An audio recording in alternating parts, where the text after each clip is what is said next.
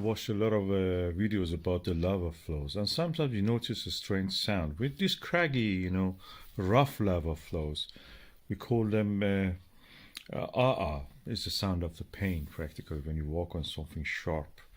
Those who have walked with a shoe, they know what I'm talking about on these cold lavas. Let's just listen to this one, which is from the Sicily volcano in the Kamchatka, Russian Far East. Listen, please.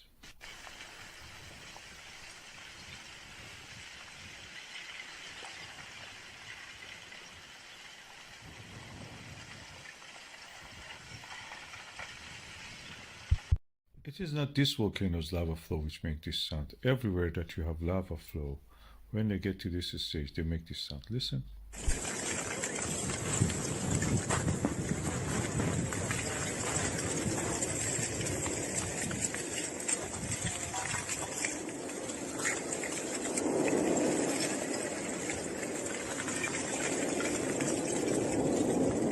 If you have taken your glass bottles to the recycling point, you may remember this is a sound very similar to what you heard.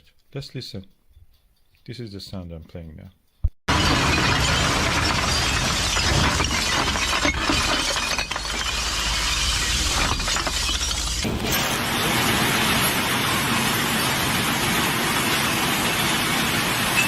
Yes, they're dealing with the same material, glass.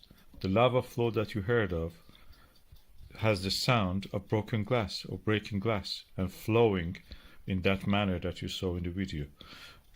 Lava, no matter how it is formed, where it is formed, either on the earth or even not on the earth, in another planet like moon, for example. We have Apollo 15 now here looking at a Hadley Reel, which is a lava tube full of lava, a collapsed roof. This has this kind of material, lava on the earth. You see a lot of glassy material. Even the flow pattern you can see on top of it. This is practically glass.